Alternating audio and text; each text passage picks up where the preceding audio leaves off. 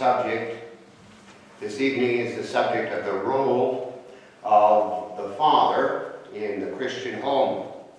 As I look over the audience this evening, I want also to say to you that our subject is applicable not only to fathers, but also to grandfathers.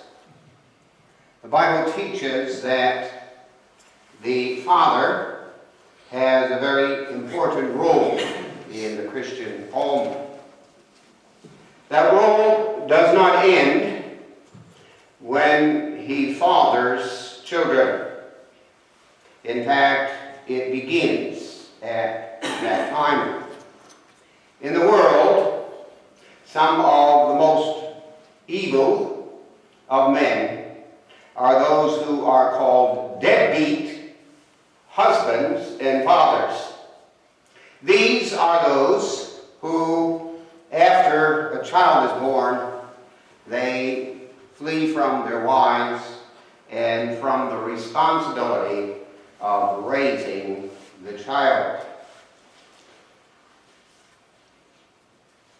Our calling as fathers, and let me just let you know that God has given to us 7 children, and so I know that calling also from experience. Our calling begins when the Lord places those children in our arms. As infants, they are helpless and completely dependent. In fact, it is amazing how true that is for human infants. More probably than any of the animals, the time when our offspring are young and when they are dependent and helpless in themselves. They must be cared for, fed and nourished and protected. But more importantly, even in a sense than that, they must be nurtured. Their personalities must be developed. Principles must be taught to them and established in their heart. They must be instructed in the truth and in the commandments of God. And that is a very crucial thing for children. Their whole life must be ordered in the first years of their life when they are being raised by their parents. They must be disciplined so that they are corrected and turned away from their sin. As the writer of Proverbs says, sinfulness is bound in the heart of the child, and the rod of correction shall drive it far from him. They must be instructed in the truth of God's word. They must be protected from their enemies and from evil influences in their young lives. They must be encouraged, loved, nurtured by godly fathers. The great calling, the role of father in the Christian home is the role of a man who in his family, and especially with regard to his children, must model the wonderful truth that God is our heavenly Father. Our children must learn in the years in which they are being raised in their homes what it means that God is their Father. Psalm 103 speaks of that in very striking language. when it says, as a father pitieth his children, so the Lord pitieth those that fear him. The role of father with regard to his children must be one of pity. What an interesting word that is. He must not rule in his home as a cruel and harsh dictator, but he must rule as God, our Heavenly Father, loves us and rules over us. Hebrews 12 also speaks of the reality that as human fathers, we must model before our children the blessed reality of God our Father. There the instruction is given in connection with the necessity of discipline. Whom the Father loveth, he disciplineth, and he correcteth. Children need to be disciplined. All of that belongs particularly to the father in the Christian home. We're not going to address the subject of the mother's role. We could easily have a special speech also on that. Tonight's subject is the role of the father in the Christian home. It's a very important role that if the father is not faithful in his home, he is going to do great damage to his children. If he's not a leader, a spiritual leader, and a guide in his home, then he is going to hurt his family. And as a pastor, I have come across situations, even in the church world, where fathers were not truly fathers. And there were cases even when mothers and young women came to me and even wept because their husbands were not good fathers in their Christian home. So this is a very important subject, and we consider, first of all, what this role is. Secondly, the biblical descriptions of this role, and finally, some of the practical aspects of this calling. God made man to be the head of his wife and of his family. That is a matter of God's creation order. He established that in the creation of man, in the marriage, and of the family. It's interesting that the family is mentioned before the fall. Already before the fall, God gave command to Adam and Eve that they should bring forth children. So the role of the father in the home is determined by God's creation order. It is not something that has come as a result of evolution in the society of men. It is something that was established by God. God himself created man with such a nature that he could serve in that role of being a father to his children. And God himself gave him, clothed him with authority. And he must exercise that authority in ruling his house well. One of the qualifications given in the Scriptures for office bearers is that they know how to rule their house well. The idea is not that only elders and deacons have to be qualified in that way, but the reason why they must be so qualified is because they must be an example to all the fathers in the church. God calls us as fathers and as grandfathers to rule our house well.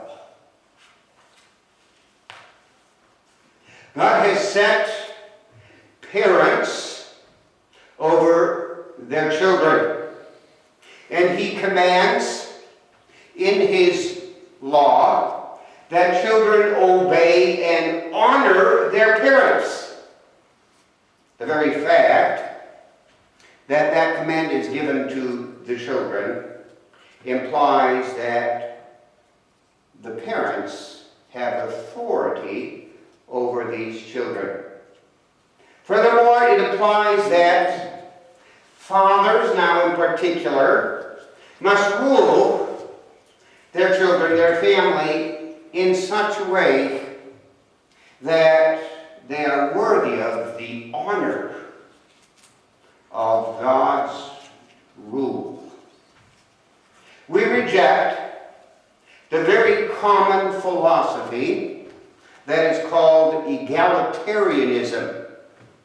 This is the popular philosophy in the world. It is the idea that everyone is equal. Men and women are equal. And so the feminist movement pushes the idea of women's rights. Furthermore, it is said that children are equal with their parents.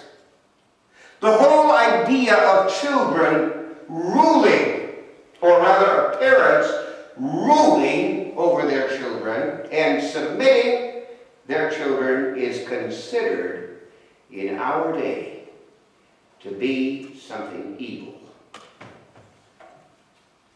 One repeatedly hears speeches from worldly child psychologists who abhor the idea that according to the truth of the Christian religion, fathers must rule their children and children must obey, and they must honor their fathers. This is considered by modern-day psychology to be subversive. It is an evil to these children, and it can only have bad psychological effect upon these children. But God's Word contradicts that. When God's Word gives the command to children to honor their parents whom God has given authority over them, it adds the promise, and it shall be well with you. Implied is that when fathers are good fathers, when they rule well over their children, this will have a good effect on their children. That rule implies several things.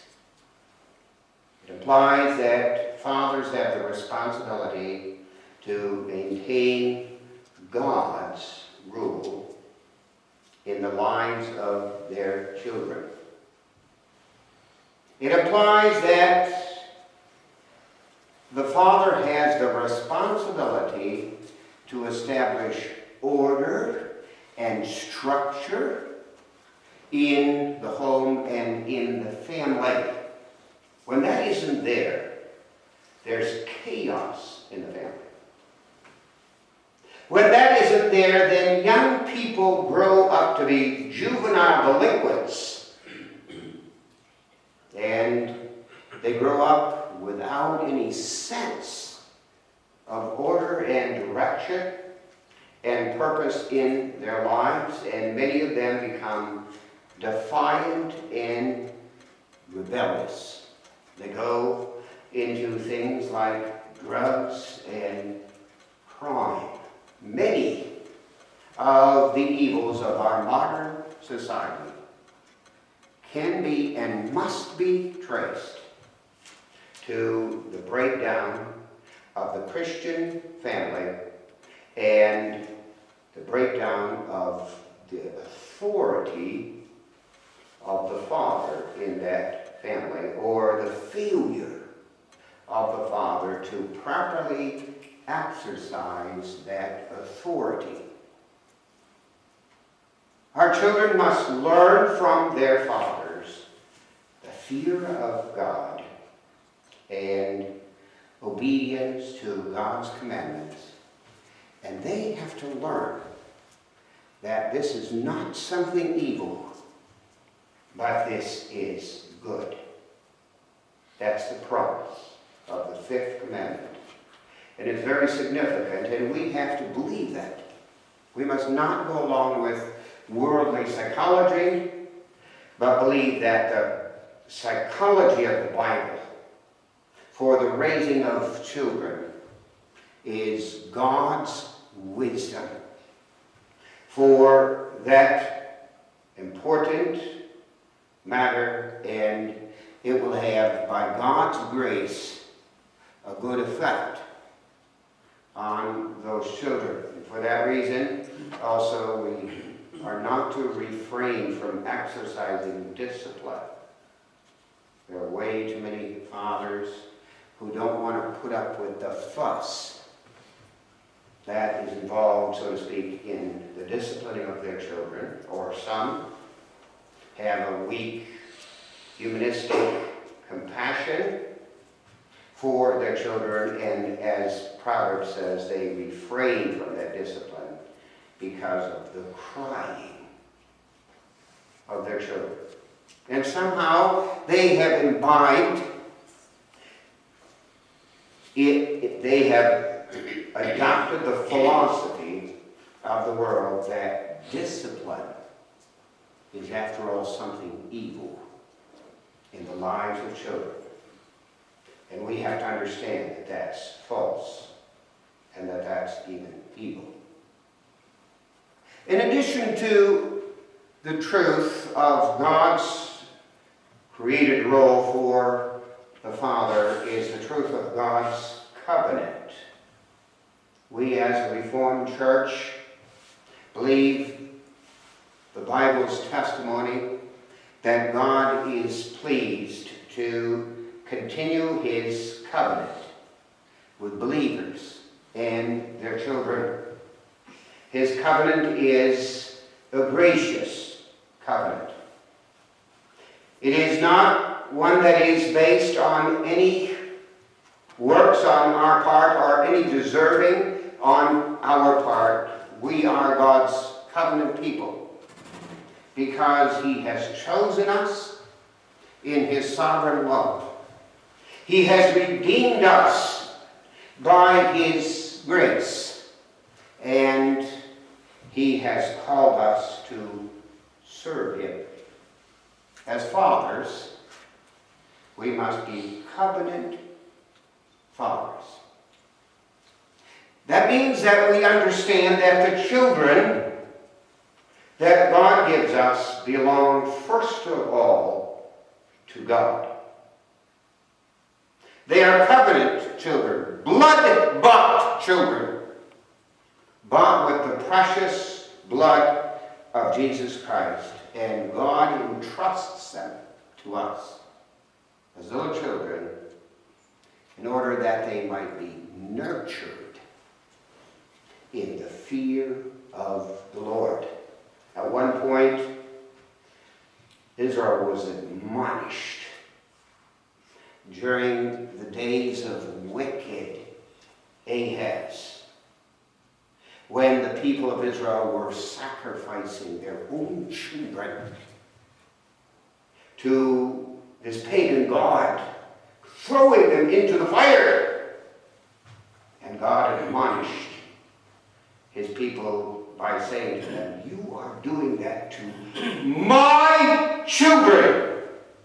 And so, when we abuse our covenant children, we are abusing God's children. When we are not faithful in our role as fathers, we are not serving God as we are in our covenant homes.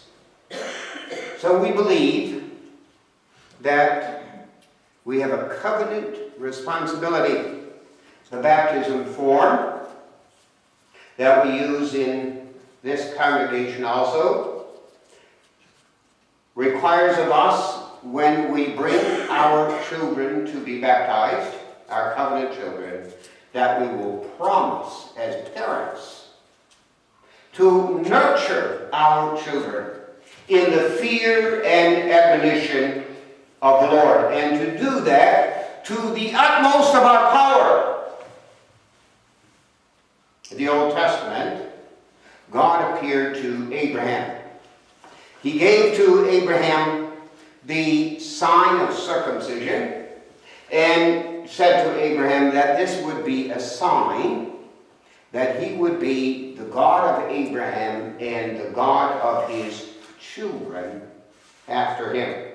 That's the teaching of Genesis 17 and verse 7. "And I will establish my covenant between me and thee and thy seed," that is, thy children after thee, "in their generations, for an everlasting covenant, to be a God unto thee and to thy seed after thee." And there's another very interesting passage from the book of Genesis that speaks of the truth of God's covenant and the role of Abraham, who was the father of all believers. God appeared to Abraham in connection with his purpose to destroy wicked Sodom and Gomorrah. And the Lord said, "Shall I hide from Abraham that thing which I do?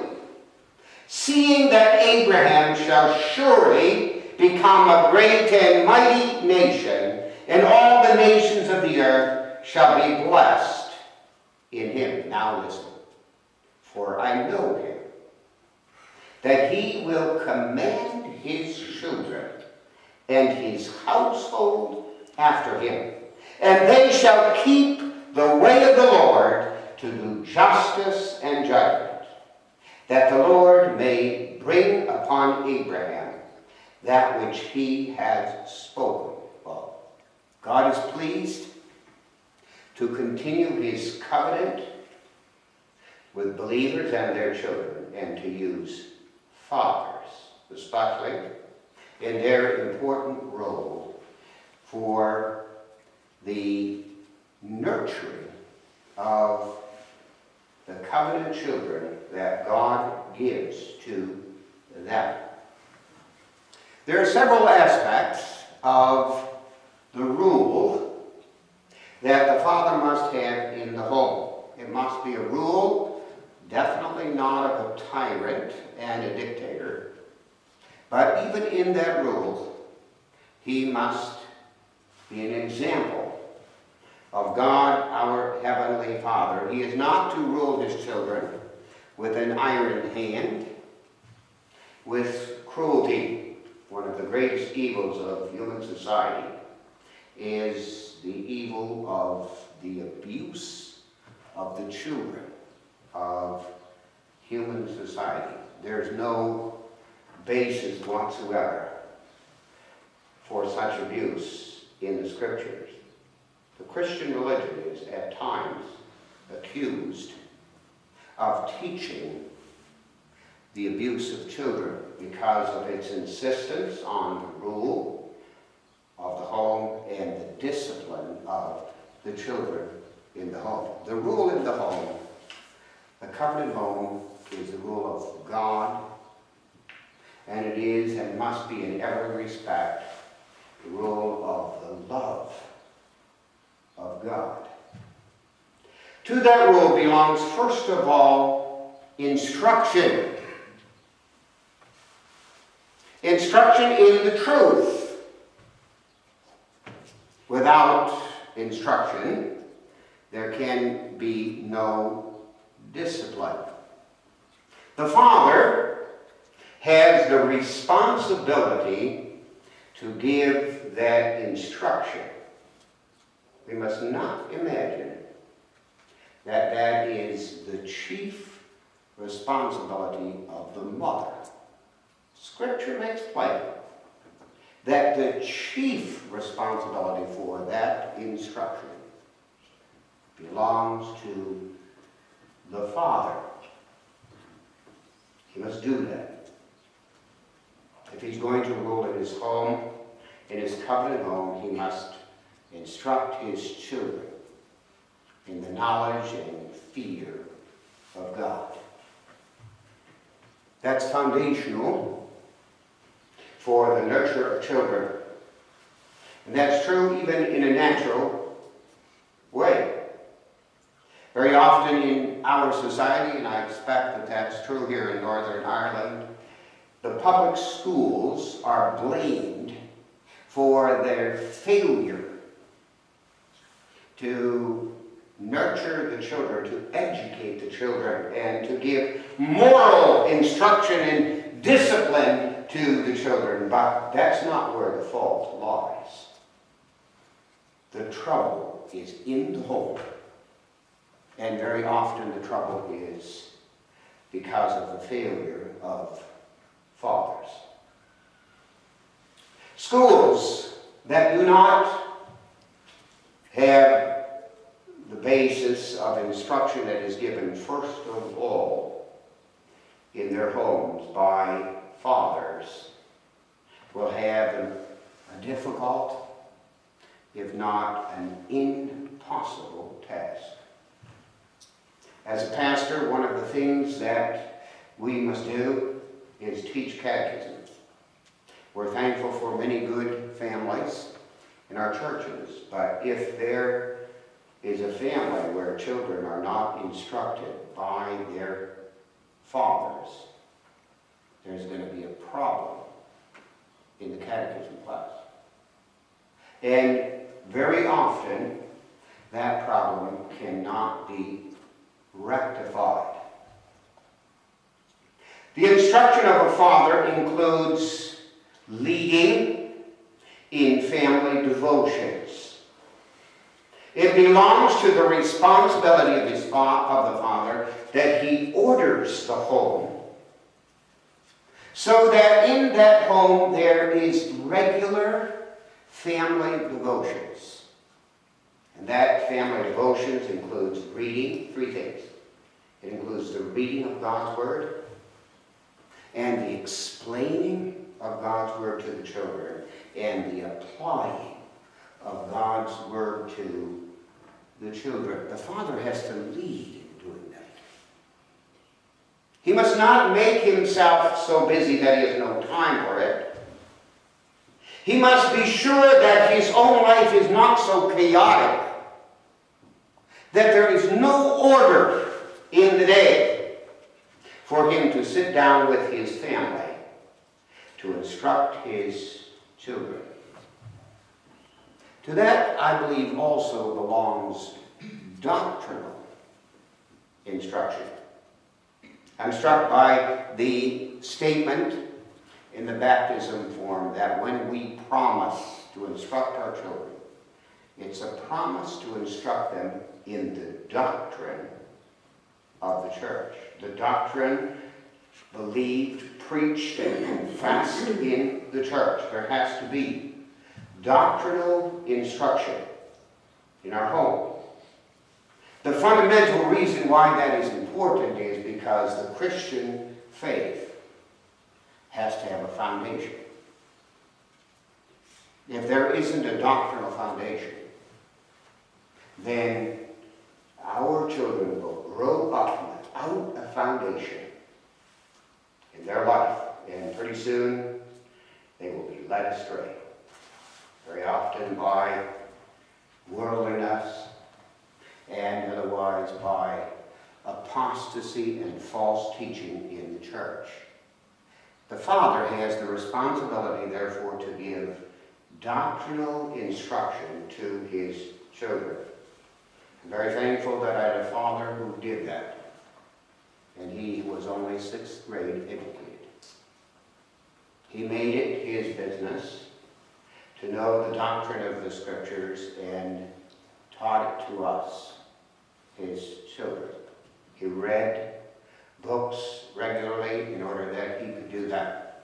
One of the ways of routinely doing that, men in our homes, is supervising the catechism preparation of our children.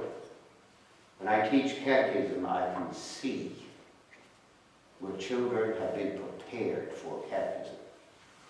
And it is especially excellent when it is very obvious that the father is doing that in his home. He is instructing his children in the doctrines of God's Word. There's no substitute for that. Religion isn't just emotion and feeling and experience. Religion is about truth. It's about the doctrines, the sound doctrines of God's Word. These doctrines have to be distinguished clearly from the many false doctrines that are in the world, and our children have to be founded. As they grow up, their life has to be founded upon the doctrines of God's Word. There is a measure of formal instruction that has to be given by the father in his home. The opportunity for doing that is routine family devotion, serious family devotion. There is much, however, that also happens informally. The calling of the father is to set the mood and the perspective of the life of his children. He has to be one who can teach principle and who insists on the submission to principle, the principles of the law of God, who admonishes sin, points out sin, and calls his children to turn away from sin, and when necessary, he disciplines his children. Lots of that happens in the daily conversation that goes on in the home, in the natural course of life from day to day. We are always instructing our children. We can perhaps put on a show when we are in society, and perhaps even in church. We can't do that when we're home. Our children will know us who we really are. That's a scary thing. They will so soon learn whether we are true to the heart, whether we are sincere, whether we personally fear God and know and love His truth. In Psalm 128 that we read, we have an account there of the God-fearing man. He is one who walks in the Lord's ways, and by his instruction, by his conversation, and by the example of his life, he teaches his children from day to day. In the home, there will be, and there must be, continually many conversations. All sorts of subjects will have to be dealt with, as various issues of life are being faced, and as decisions have to be made in life, instruction is going to be given in a multitude of areas. So, in the course of life in the home and in the family, children will learn, for example, the attitude of father with regard to material things. They will know if he is a materialistic man, a covetous man. One of the great challenges of raising our children is to teach them not to be covetous, to be materialistic. We are living in a society of great riches. It is very hard in that society to teach our children to have a proper perspective on material things in life. In the course of life in our homes, we will teach our children the calling to be responsible workers. Laziness is not just something natural. Laziness is a sin. As our children are growing up, they must learn to be responsible workers. In the course of life in the home, the father will teach and inspire his children in that regard. In the course of life in the home, it will, in a very natural way, happen that children are instructed with regard to entertainment, for example. That will happen in a very natural way in the home. The father must teach his children the proper place of entertainment. Entertainment isn't evil, wholesome entertainment. But we know the view of the world regarding entertainment. Entertainment is one of the chief doors through which the devil himself enters into our life and the life of our children. There is, even among some Christians, the imagination that when you are involved in entertainment, you can let everything go, let your hair down.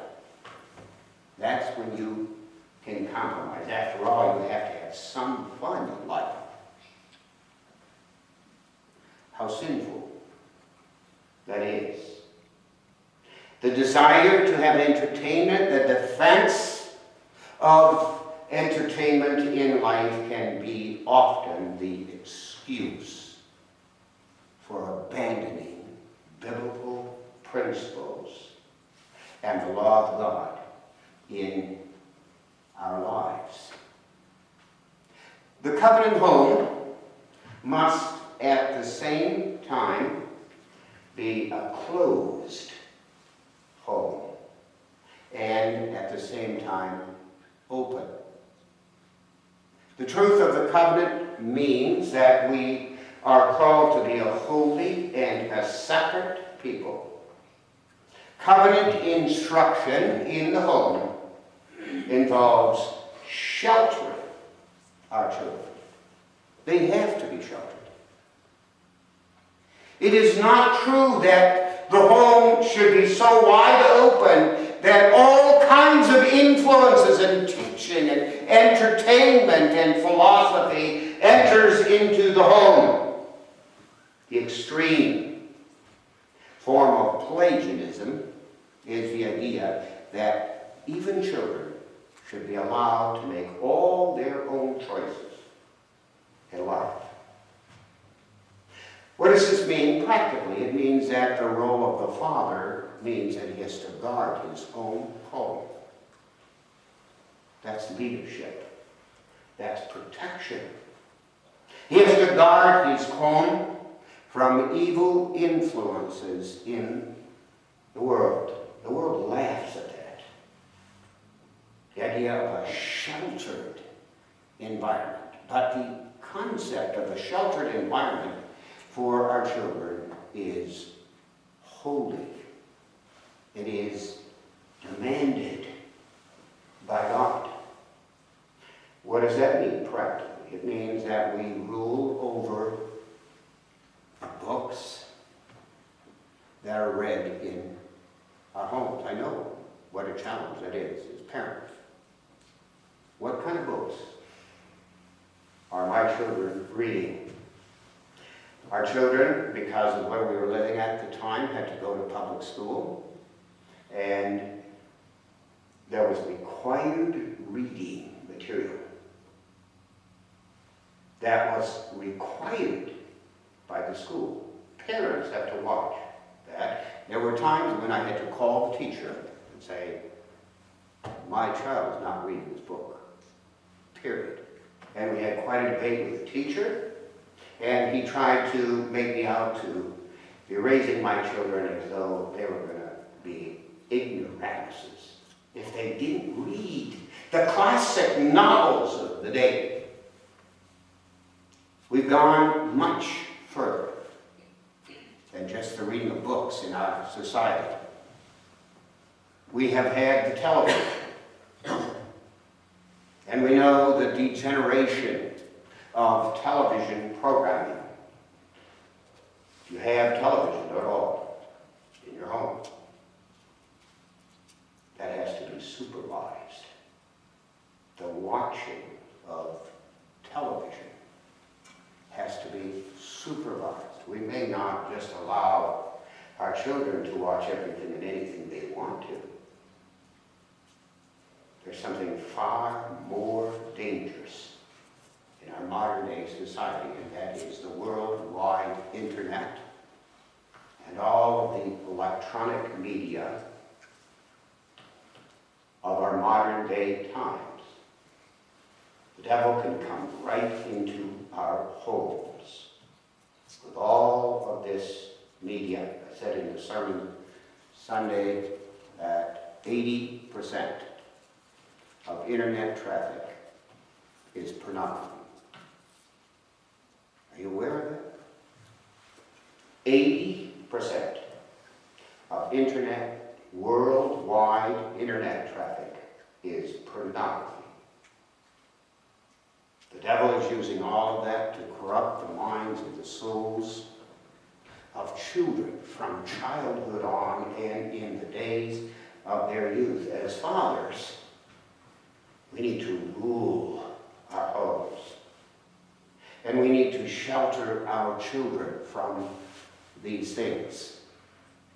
At the same time, we teach them about the world. Our home cannot ever be a monastery where we live in total isolation from the world. We are in the world, but not of the world. The father has to filter the various influences that come into the home inevitably, and he must lead, give instruction, and keep his family safe from the ungodly influences of the world. A very important part of being a father. Our children will learn from their father how he conducts his business. They will know that. Inevitably, there will be a discussion of the events that are taking place in our earthly calling. And our children will learn whether Father is just as corrupt and deceitful as the world is, or whether he lives by principle. And he is ready even to make great financial sacrifices because he knows that righteousness is more important than riches. We will teach our children. I do that. I've already said this in connection with the internet, but I'm going to say it again. We have to guard our families against the immorality of the world.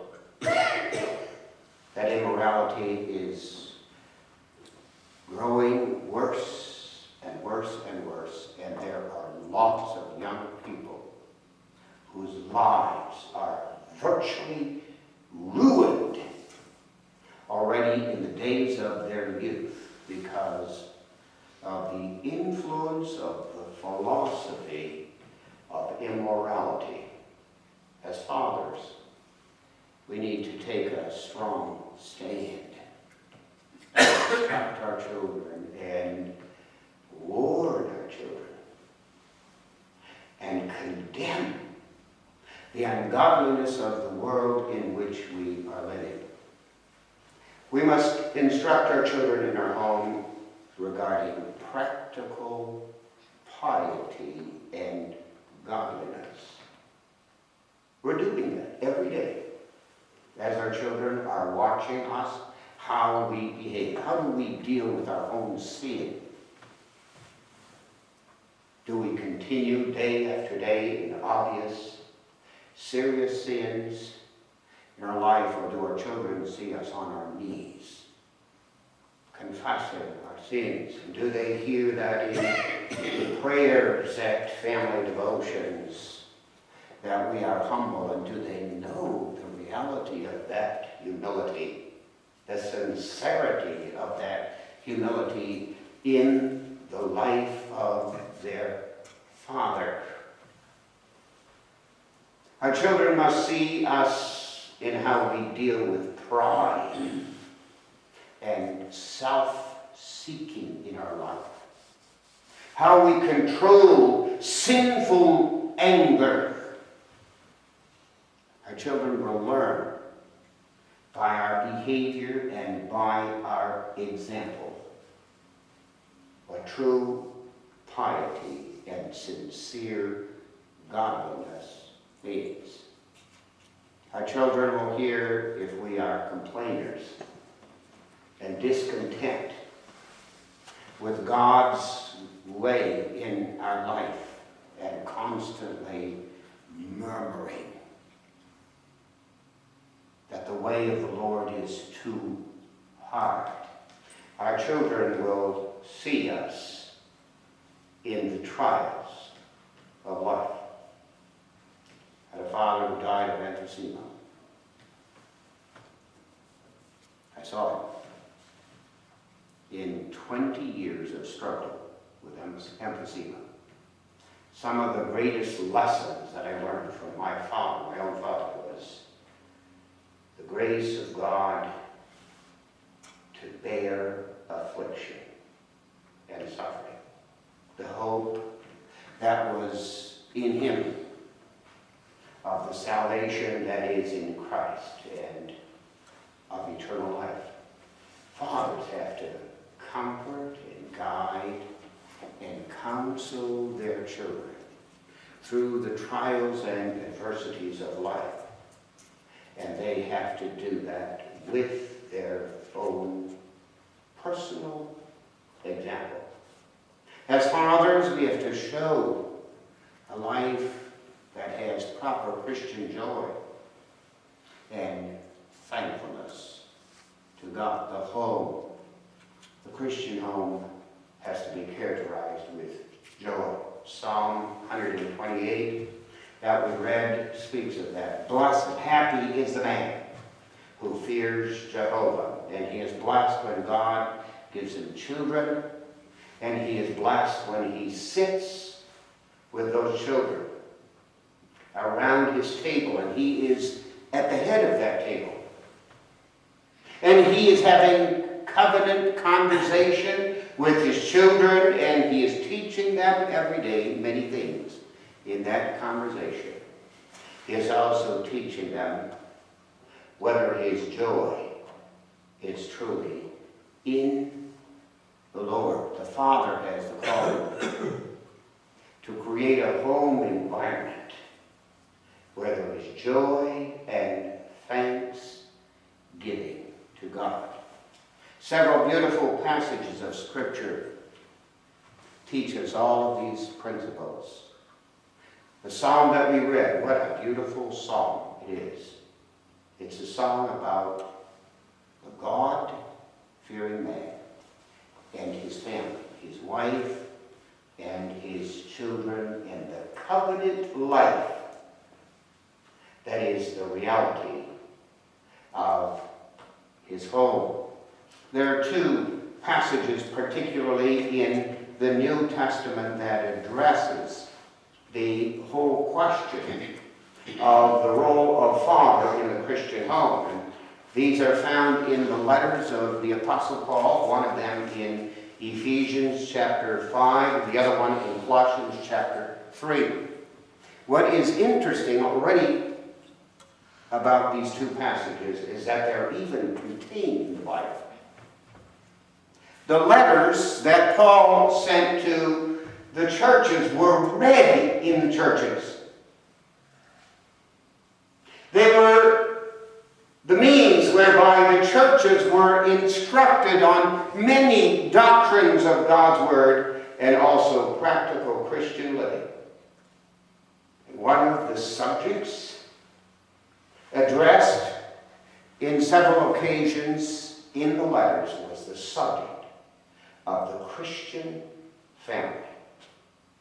The role of a mother, the role of a father, and the role of children in the Christian home. These are concerns of the apostle, and they are concerns for the church. They're proper concerns that we should have. A subject like we are having tonight in this speech is entirely proper for the church of Jesus Christ, because the church is interested in how her infant and children and young people are instructed in their Christian home. Because that's related to the fact that they are called to be members of the church, and as we believe, as a Reformed church, according to the truth of God's covenant, they are already, as infants, members of that church, and they grow up in the church. And there they have to be instructed and nurtured, particularly by the father, for church membership. We have to train our children to be faithful members of the Church of Jesus Christ. I want to come back to that in just a while. There are key passages, key concepts that are given in the two passages that I refer to. Let me read them. Ephesians chapter 6, verses 1 to 4. Children, obey your parents in the Lord, for this is right. Don't let the world mock you or even speak evil of you. This is right, according to God's purpose. Honor thy father and mother, which is the first commandment with promise, that it may be well with thee, and that thou mayest live long on the earth. And ye fathers, provoke not your children to wrath, but bring them up in the nurture and admonition of the Lord. It's a parallel passage in Colossians chapter 3, verses 20 and 21. Children, obey your parents in all things. In all things. For this is well-pleasing unto the Lord. Fathers, provoke not your children to anger, lest they be discouraged. Two key concepts as far as the work of the father in the home is the concept nurture and the concept admonish. Both of these words in their original form have different nuances of meaning. Nurture refers to all that is necessary, all the work that has to be done to bring a little child from childhood to maturity and adulthood.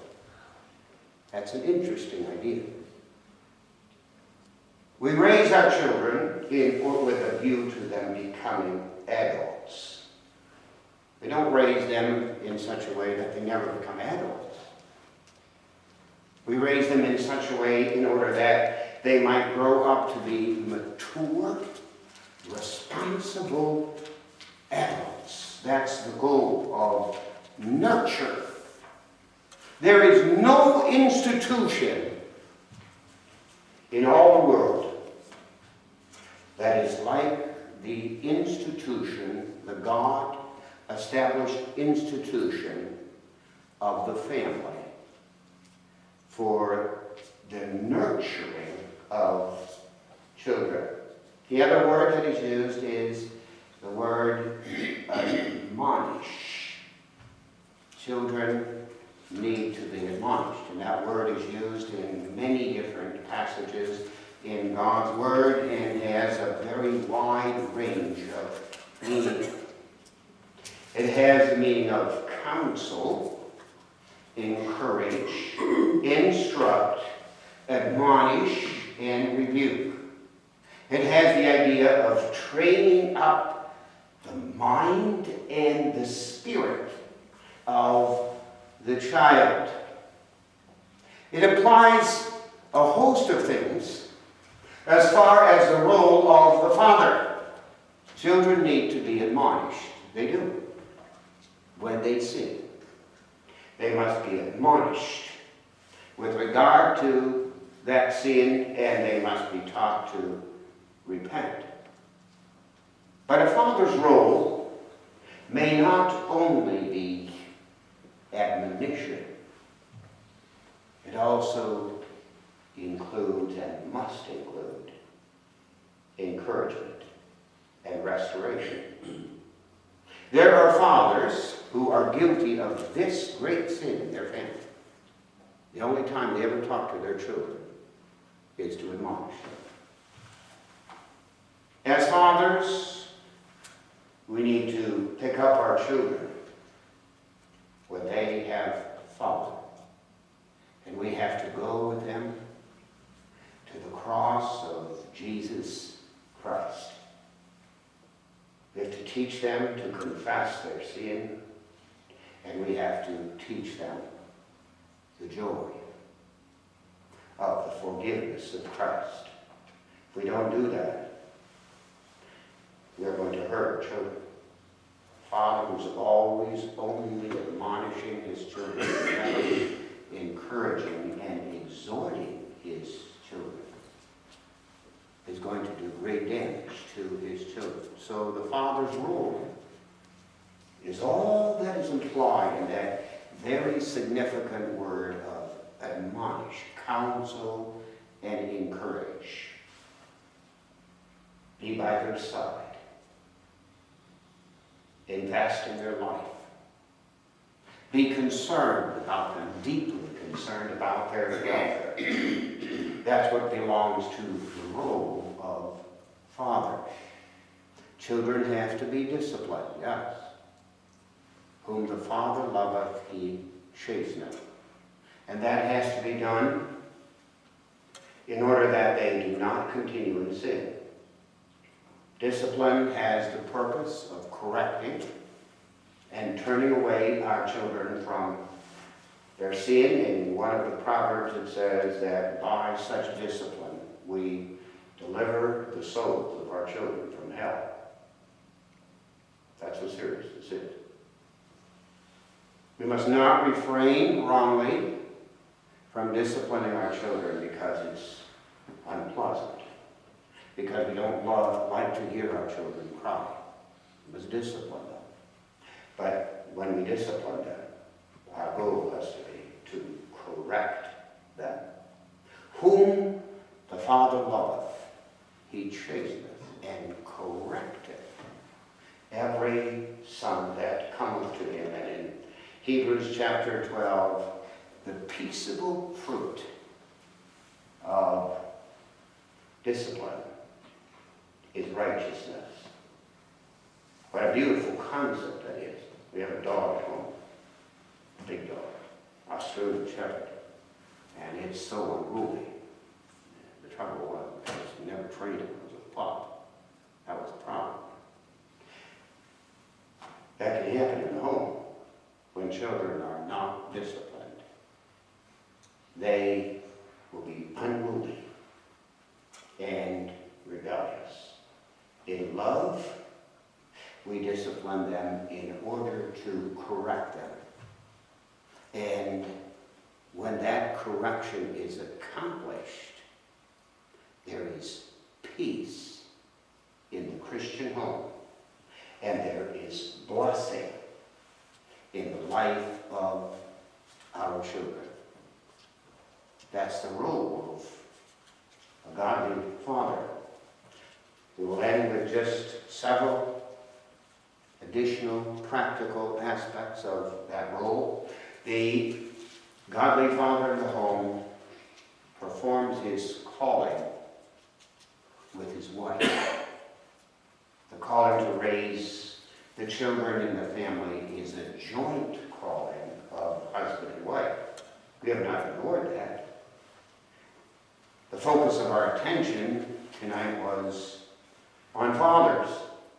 The Bible has as much instruction for our wives and for the mothers of our children. They are to serve their husbands. There's two beautiful passages. They are to love their husbands. They are to be keepers of the home.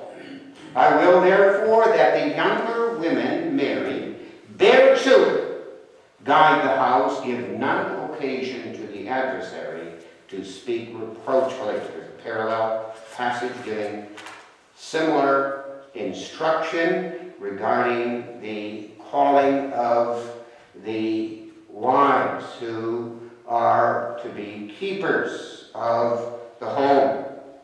That they teach the young women to be sober, to love their husbands, to love their children, to be discreet, chaste, keepers at home, good, obedient to their own husbands, that the word of God be not blasphemed. The rule of the godly woman in the Christian home, she must fulfill that calling under the leadership of her husband. She has the calling to submit herself to her husband. She has to do that in spite of the weaknesses of her husband. And when her husband is not ruling like he should, then that doesn't give her the occasion to rebel.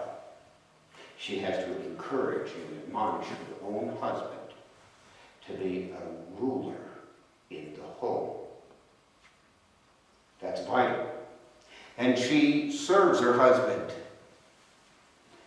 in the love and the nurture of the children in the home. And the father supports his wife. She is honored in his home. She's respected. She is dealt with in love and in tenderness. And in that respect, we also are an example to our children. A very crucial part of being a good father is showing our children how we behave towards our wives. A worthless man is a man who treacherously abandons his wife. And he does that sometimes in the world, the very time when children come. He flees from the home, and he's a deadbeat, according to the language of the world. The godly man is the man who, in his example, shows his regard and his honor for his wife and the role that she has in the home. And the children are watching.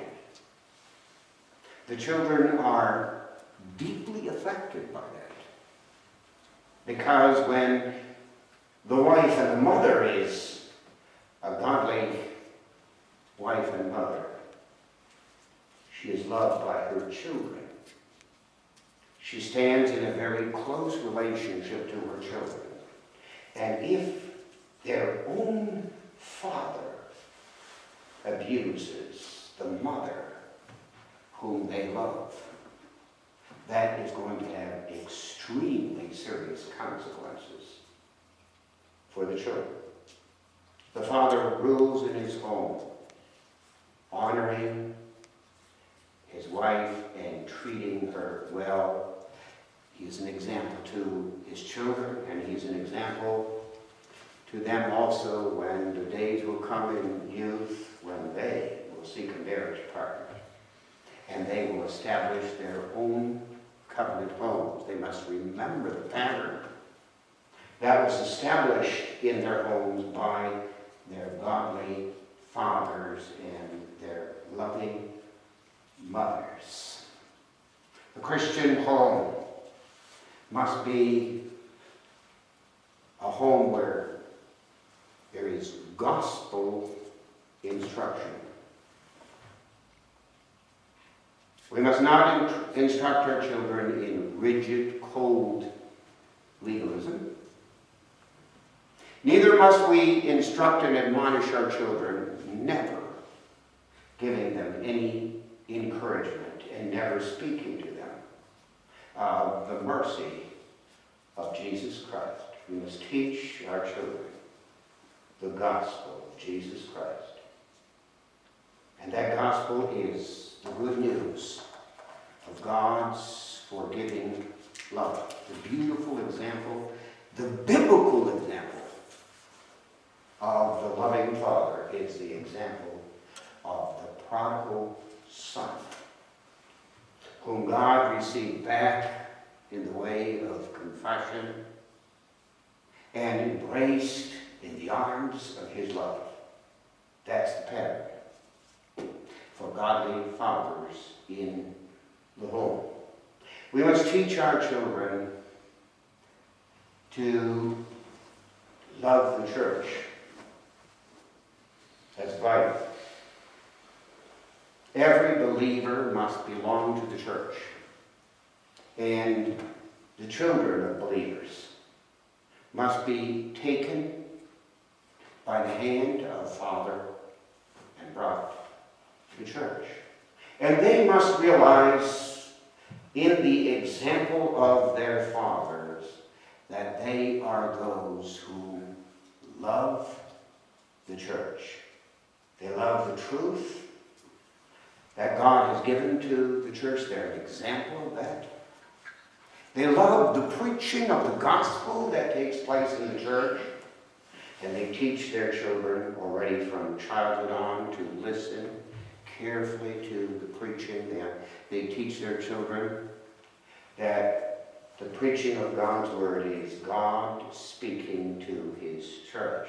They must teach their children the love and concern for the members of the church. They must teach their children to be actively involved in the life of the church. That's a vital part of our role as covenant fathers. One of the great blessings of Reformed churches, truly Reformed churches, is that they have families. Men, women, and children. And we're very thankful for that in our own churches. That they're full of children and young people. They're not just full of gray-headed people. When a church is full only of gray-headed people, apostasy is happening in that church. And parents are not parenting their children to love the church. But also, churches must not be full of just women and children. There are a lot of churches that are on the way to apostasy because the men are no longer there. That's what's happening in our modern day society. And the reason often is because the men are not men. They are not men of God. They are not godly fathers to their children. by precept and example, we bring our children to church and we teach them to love the church and what it means to be faithful members of the church. In conclusion, all of that has to be controlled by the love of God. I'm thankful for a father who was a strong disciplinarian. He was a man of principle, and he taught that principle to his children when we needed to be admonished and chastened. He did it. He kept a strict rule in our home, and I believe, with thankfulness to God, that was for our good and salvation. But even in that, there was no question about it that he did his discipline, as he should, in the tender love of God. Whom the Father loveth, he chasteneth. That's love. In order to correct and in order to save. The love of the Father must be a tender love, a compassionate love.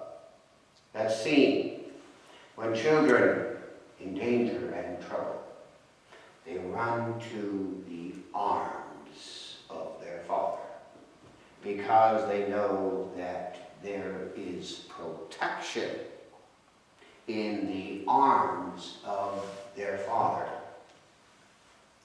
Children need to know the love of their father. That's extremely important for them psychologically and spiritually. That's absolutely fundamental for the nurture of our children. We have to show them that we love them very deeply. We care about them. We are interested in their welfare, and we seek their highest good.